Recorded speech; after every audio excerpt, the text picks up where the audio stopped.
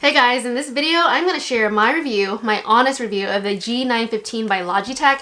This is a keyboard that costs around $250 and I'm going to give you my honest review because I spent my own money on this. Not to say that if I did a sponsored post or something I wouldn't give my honest review, but I'm truly going to give you guys the honest review on what I like and don't like about this keyboard after using it for a week for my day-to-day day job as well as creating content on my blog, so stay tuned.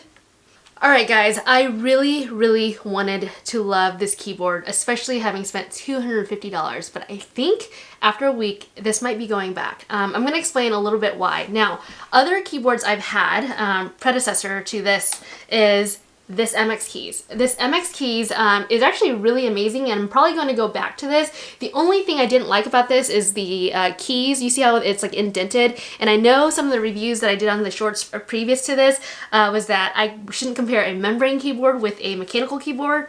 I am sorry, I'm going to do that. I'm going to compare these two keyboards because at the end of the day, I'm trying to be more productive and figure out which keyboard will allow me to type faster, will allow me to have the keys where I need them, and also switch between my personal device and my work laptop. And so I wanted to be able to kind of share my comparison of these two keys because they're pretty expensive.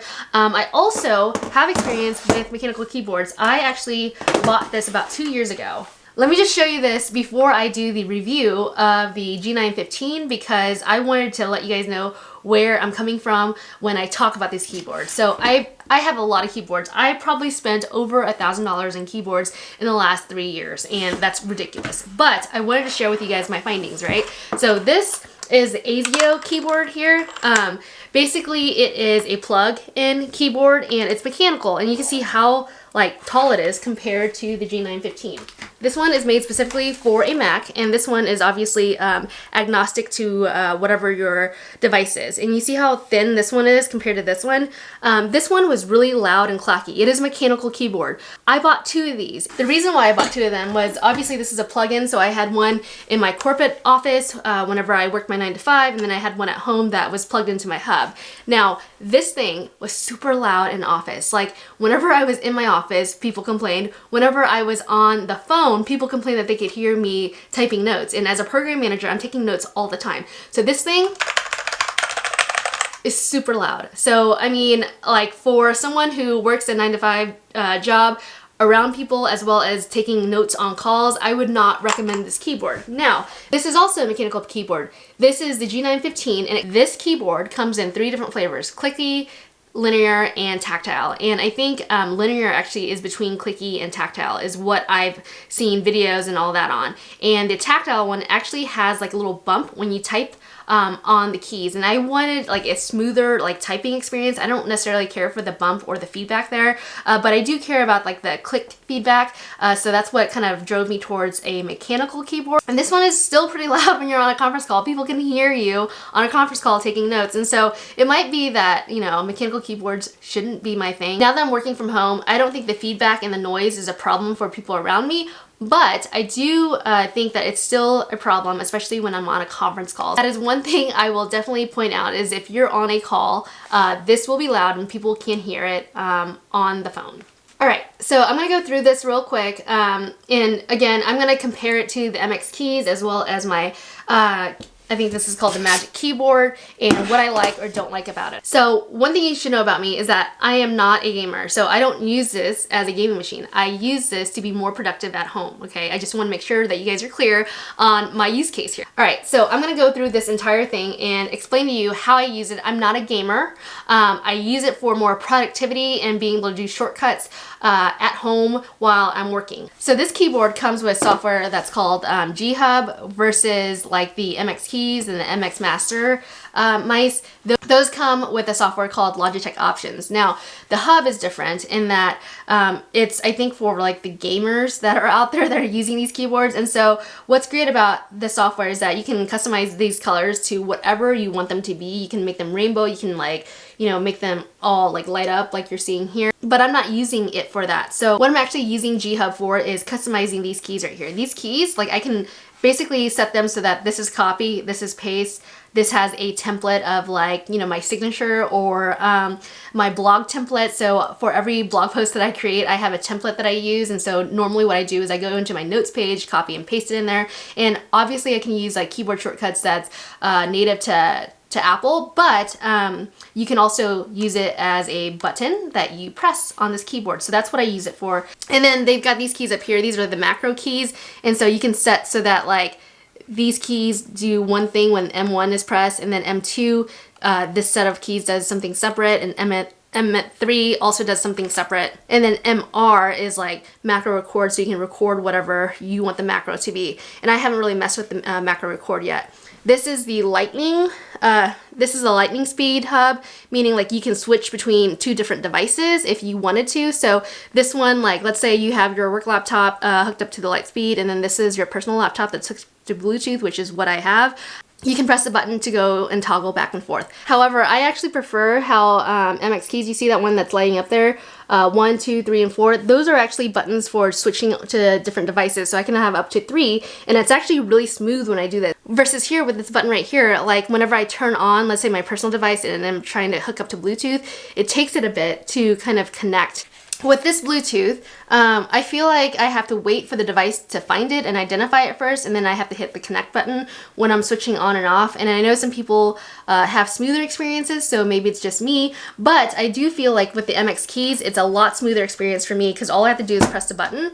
What's great about it is you see those keys there, 1, 2, and 3, I can coordinate it with my mice that has M1, 2, and 3 at the bottom. So 3 is like my work laptop, and 1 is my personal laptop. So I can configure them and they coordinate together. Now, this one is obviously just 2 buttons, and I don't think you can configure 3 or more devices, but you could probably just, you know, hook it up to Bluetooth and disconnect and reconnect it. So that is the keys up here. And then also this is a volume button, so I just wanted to show you guys that, and it's really nice. I mean, I won't complain. Like if I need to increase the volume on my calls or decrease, I just like scroll it, but it's no different than me hitting the volume up and down button that was already on this keyboard.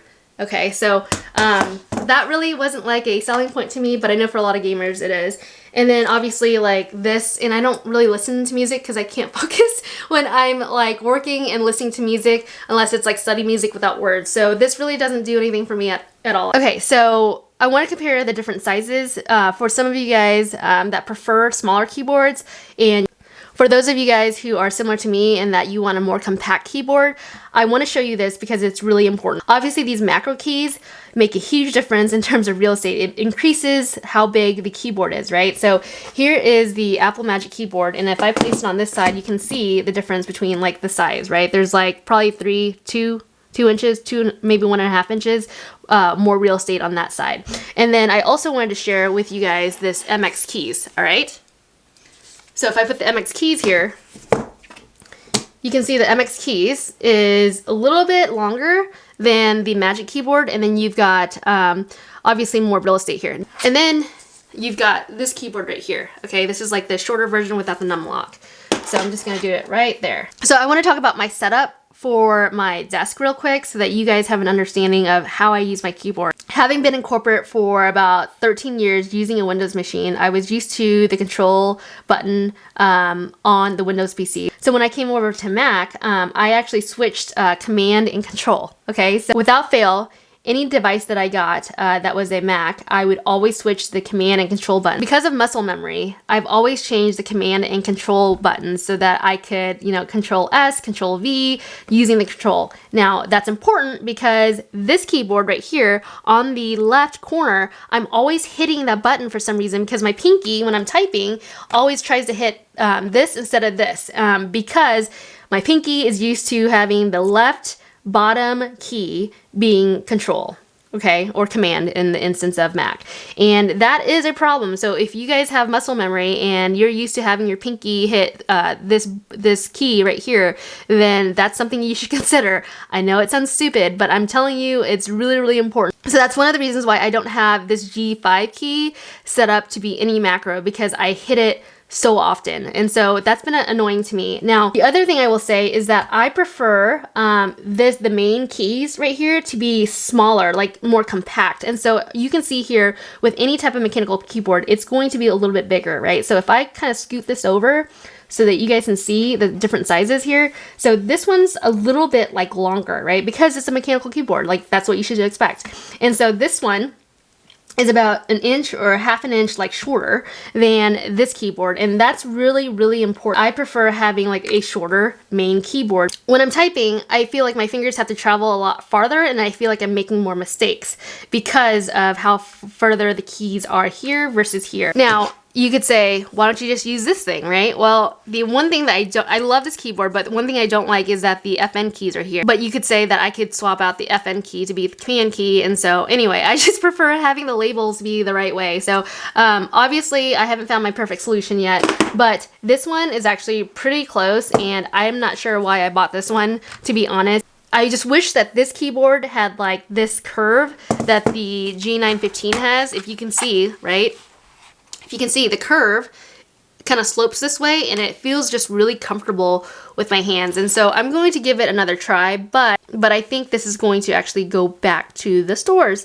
I'm going to walk through my workflow real quick for you guys. So right now you're looking at my personal device that's hooked up, and yesterday I got this G915 hooked up with Bluetooth with my personal device, and then I used the dongle setup with my work laptop, okay? And so I didn't disconnect this keyboard at all when I closed up shop yesterday. I took the device into my bedroom where, you know, I worked a little bit, but I didn't take the keyboard with me, so the keyboard stayed in here. So what I'm hoping happens is I can just hit the Bluetooth button right here, okay, because it was hooked up yesterday, and then it automatically connects. So let's see what happens.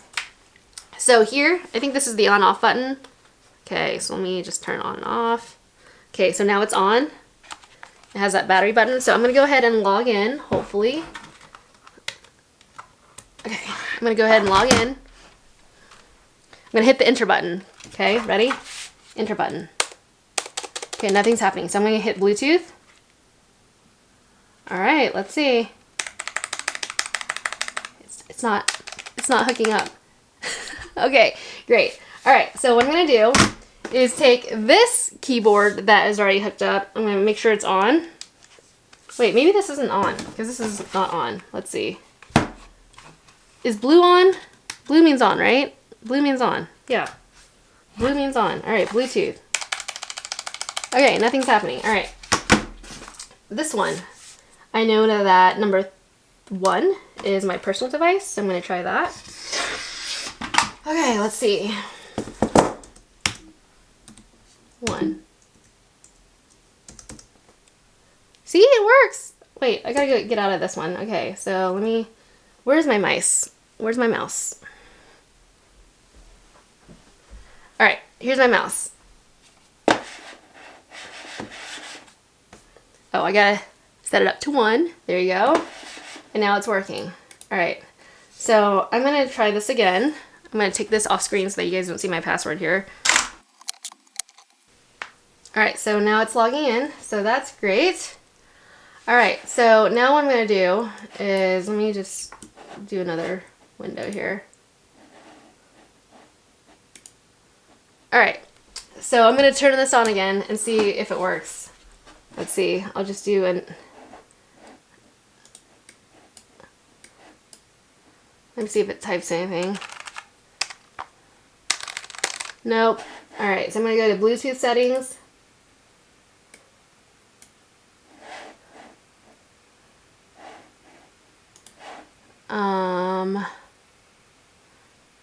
MX keys is set up.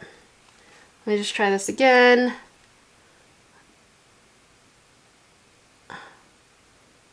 Interesting.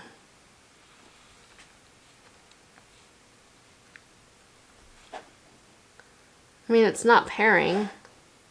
So for my personal device, it didn't work. So let me see if I can't hook up my my work device and see if it worked. So I'm gonna go ahead and switch back to the Lightning. I'm gonna hit the button.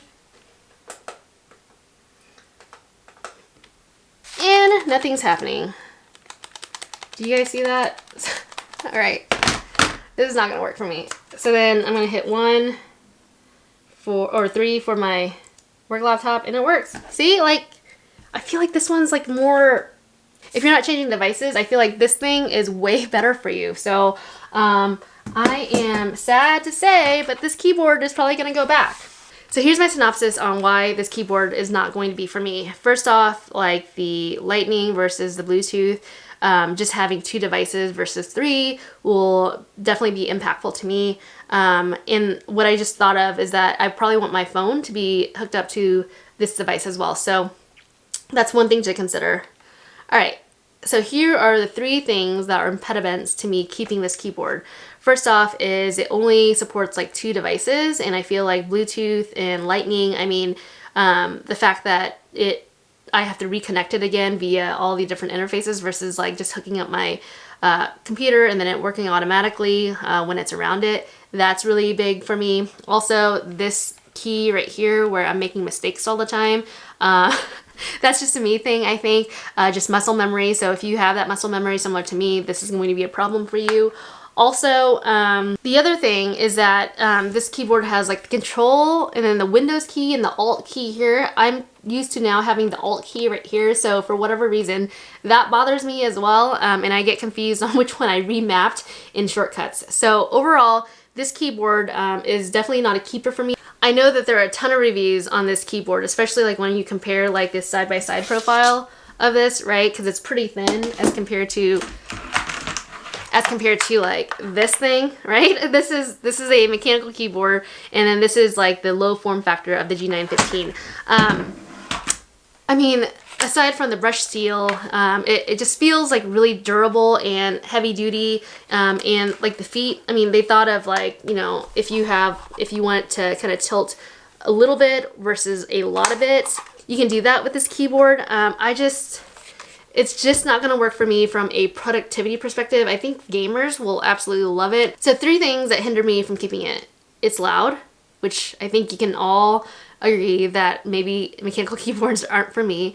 Second, the ability to switch from another device was really important to me, and having 3 options versus 2 was important to me as well, so that's a consideration. And then lastly, the width of the actual main keyboard was also impactful as well, because I think I was impacted by like how much I'm typing and how many mistakes I was making. And then lastly, I think that these keys right here, it being mixed up, even though I can map them, I just feel like it's not going to work for me, because I love having the Alt button in the middle as compared to like the Alt or the Option button in the middle, kind of like this device here. The Option device in the middle. That is my honest review of this. I didn't go through the software. The software is pretty easy to use. You can configure a whole bunch of stuff with these keys. You literally just go in. So there you have it. That is my review of this keyboard that is going back to the store. I'm sad to say that this $250 keyboard is not going to work for me. If you guys have questions or comments below before I return this, please comment below. I'm more than happy to answer those questions, but I gave it an honest try. I really wanted to love this keyboard, especially spending how much money I did. If you guys have questions at all on this keyboard, please leave a comment below. I'll be honest, it's not my favorite. I'm just gonna go back to my MX keys and just deal with it. If you guys have any questions at all on any of the reviews I've done, please feel free to leave a comment below. Subscribe if you guys like videos like this where I provide honest reviews on things I use to be more productive around my remote office, and I will talk to you guys soon. Bye guys.